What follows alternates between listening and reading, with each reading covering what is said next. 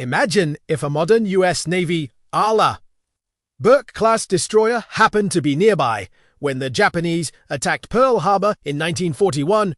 Would that one ship have been able to turn the tide of the battle before help could arrive?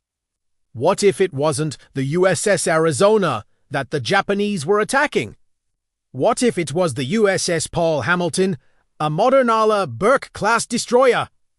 Could one ship really make that much of a difference? Let's find out. The scenario is simple. The Japanese are doing their attack on Pearl Harbor as they did in real life. But this time, instead of catching the Pacific Fleet napping, they run into a well-defended Pearl Harbor. Because of the events of the previous day, the American ship that would normally be at the repair yard in dry dock, the USS Paul Hamilton, is instead patrolling just outside the harbor with orders to bring any suspicious contacts into the harbor. As the first Japanese planes begin diving toward the unsuspecting American battleships, the lookouts on the Paul Hamilton spot the first of the bombers and immediately sound the alarm. The ship's anti-aircraft guns, including its two massive 5-inch guns and numerous smaller 20mm cannons, open fire as the first bombs begin to fall. With modern electronics, the Paul Hamilton has much better situational awareness than even a modern ship would have had back then. Its onboard radar and long-range scanners can detect the entire Japanese fleet approaching the island. The ship's Aegis combat system begins directing the guns in a massive barrage of anti-aircraft fire toward the Japanese aircraft as they come into attack. In real life, the Japanese lost a total of 29 aircraft during the attack on Pearl Harbor. Against the Paul Hamilton alone, they wouldn't stand a chance. With modern munitions, the Paul Hamilton's guns could easily score hits on these planes from well beyond their effective range, forcing the Japanese to turn back and head for the hills.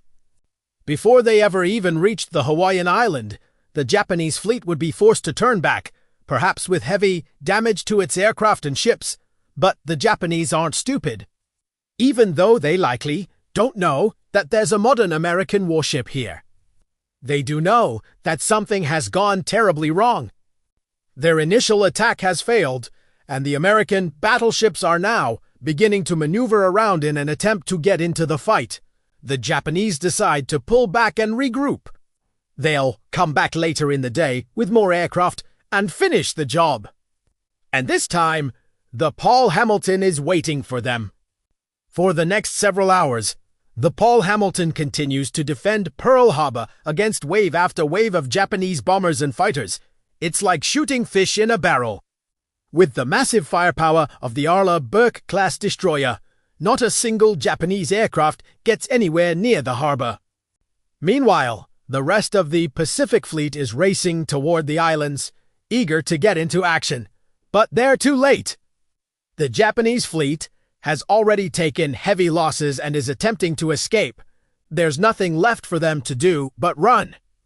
The Pacific Fleet spends the next several days chasing down and destroying the remaining Japanese ships, suffering very light casualties in the process. In our timeline, the Japanese fleet got away and the war in the Pacific raged for another 4 years. But what if the USS Paul Hamilton had been there? Could one ship really have made that much of a difference? We'll let you be the judge. The powerful long-range missiles carried by the Arleigh Burke-class destroyer would have given the ship the ability to engage and destroy the entire Japanese fleet before they ever got close enough to attack Pearl Harbor. And even if the Japanese had managed to penetrate the ship's air defenses, the Paul Hamilton's advanced electronic warfare systems would have made it extremely difficult for their bombers to navigate to their targets. But realistically, the Japanese probably would have simply turned around and headed home when they saw that one ship sitting there all by itself. After all, they didn't attack the escort carriers that were sitting ducks compared to the battleships in port. Why risk it when there's no glory to be had? What do you think? Could one ship have defended the entire Pacific Fleet? Let us know in the comments. And don't forget to like and subscribe so you never miss a new video.